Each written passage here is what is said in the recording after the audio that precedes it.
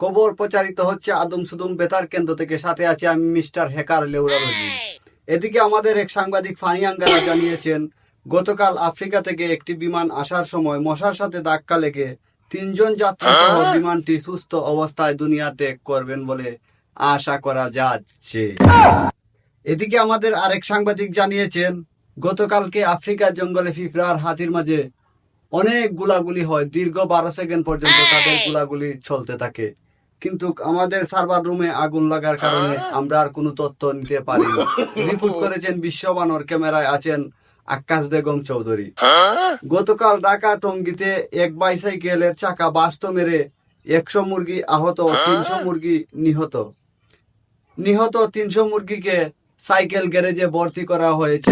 আহত 200 মুরগিকে লাত্তি মাইরে 500 টাকা রুজের কামলা লইয়ে গাড়ি দেওয়া হয়েছে। এদিকে আমাদের সাংবাদিক বিন্না বেগম জানিয়ে